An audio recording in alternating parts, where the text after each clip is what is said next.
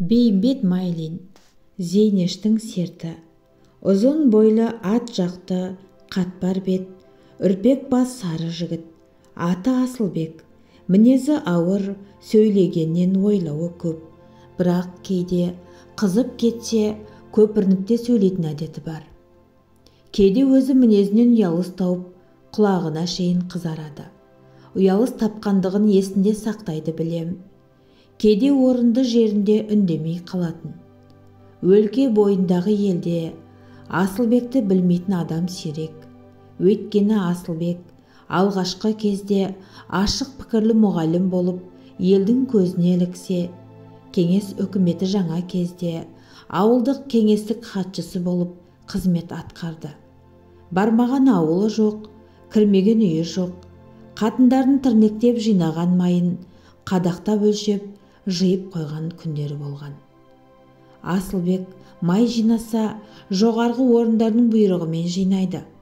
Оны қатындар қайдан білсін?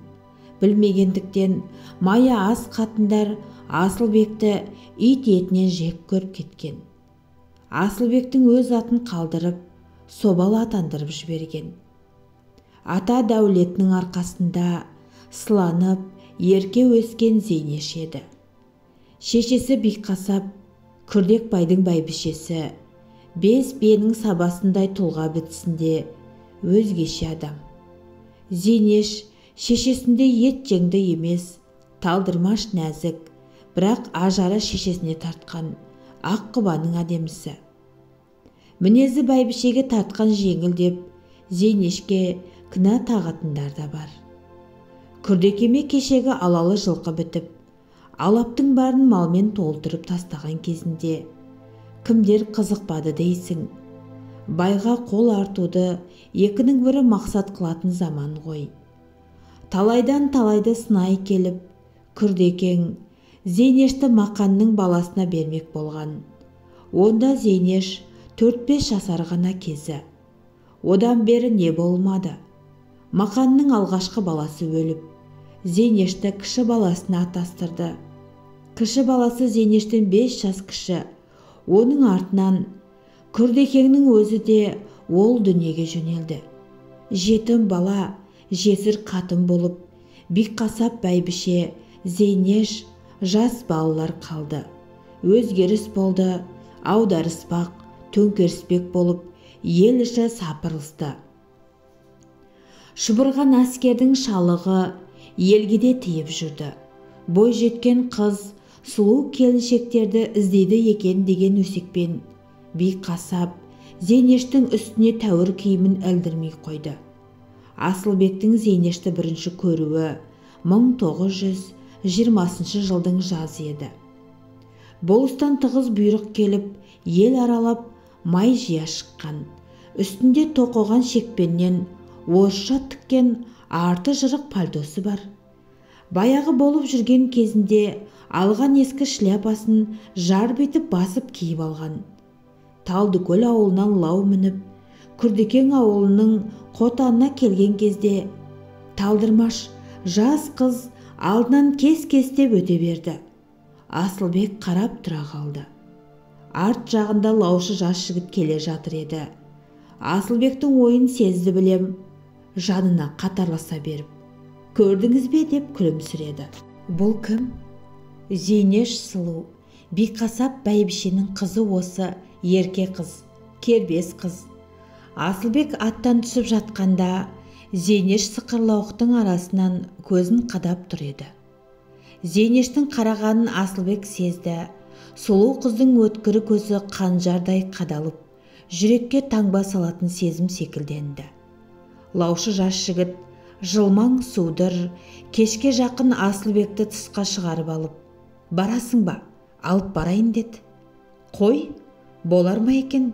Көргенімнің өзі бүгін емес пе деп Асылбек қашырыс салды. Ойбай, сен бала екенсің ғой. Ол бой жеткен қыз болса, сен жас жігітсің. Көңіл білдіргенің несі айып болсын? Сендей оқыған жігіттің қолын бұл қыз қаға алмайды деп лаушы жеңіс бермеді. Әйел туралы жеме-жемге келгенде Асылбектің күйі өзгеріп кететін әдеті бар. тұла бойы қалтырайды, жүрегі алқынып аузына тығылады. Көзі бұлдырап, құлағы шыңылдап, ың-жың болып кетеді. Асылбек едәуір толқыды. Көрмеген, сөйлеспеген қызға сөз салудың қанша жөні бар? Мырза адам болса өз алдына. Бірақ жап-жас басынан не көрініпті деп Асылбек ол жағынан айнып шыға береді. Лаушы жігіт қоймаған соң Асылбек рұқсат берді. Өзі теңірейіп, бұзау байлаған арбаның жел жағына таман жатыр. Түн түнере түскендей, ауыл үйдің арасы жылтаңдаған от, алаулаған жер ошақ отына ісініп бір әйел біреуді қарғап жатыр. Май сұрайды деп Асылбекті қарғап жатыр ма, кім білсін. Қазір шығамын дейді, күте тұрсын дейді деп аптығы лаушы жігіт келді. Бір ауыз сөзге келместен көне қалды дегенге Асылбек нан арын да, нан басын да білмеді. Үйден біреу шықса, Асылбек бүктеліп, көріп қалама деп қысылады.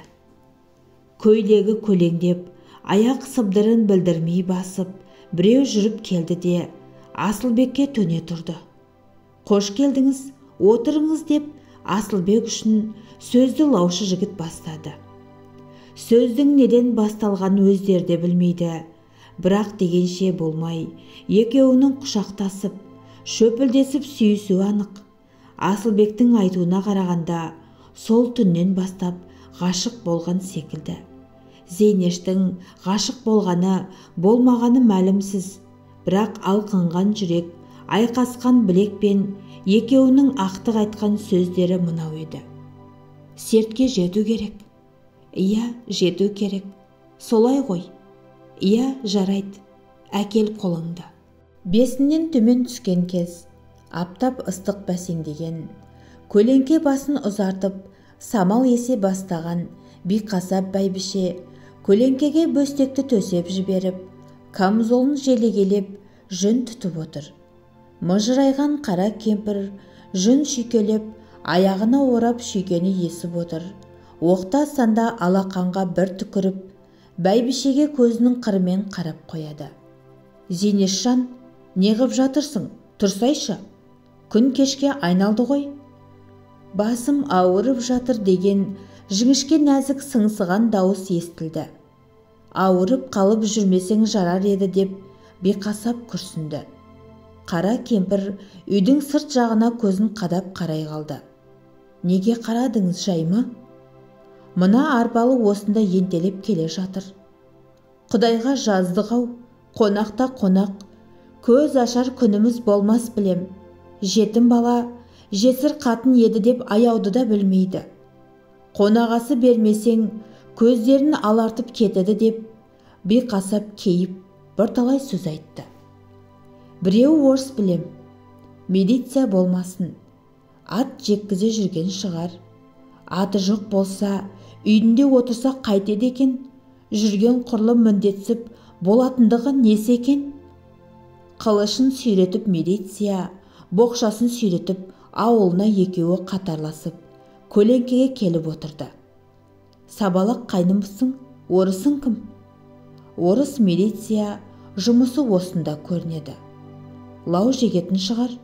Жоқ. Бәйбіше селк еткендей болып, Ауылнайға қарады. Ауылнайдың ұйысқан сақалын, тарғылданған бетін, аларған көзін көргенде ашуы келіп кетті білем, кейіп сөйледі. Лаумын бетін болса, менің көркімді көріп, қызымды айттыра келді дейсің бе? Қызыңды айттырмай әкететін шығар. Қой, сандалмашы, жөнімен ойнасайшы деп бәйбіше сілкініп сала берді. Ауылнай жөнін айтты. Бәйбіше ойбайын салды, бара Зейнешті құшақтады. Қалқам Зейнешжан, байым өлгенде де күйігімді басқан сен едің. Інілерің болса жас, мені өлтіресің ғой, мені өлтіріп кет. Тілімді алмасаң, емшегімді көкке сауам, қолымды теріс жайып қарғыс берем. Ауыл адамдары үй ішіне сығылса толды. Бастарын шайқап, төр алдында ақсақалдар отырды. Бәйбішені есіркеп, бәрі де көздерін жаспен шылады. Зейнеш көпке шейін үн шығармай бедірейіп отырса да өзін өзі ұстай алмады. Көзі жыпылықтай жас мөлдірей бастады. «Қане, қалқам, не айтасың?» деді шешесі жылап. «Алданған екем» деп Зейнеш те жылап жіберді. Каналым ұнаса лайк басып пікір жазып отырыңыздар. Жалғасы келесі бөлімде.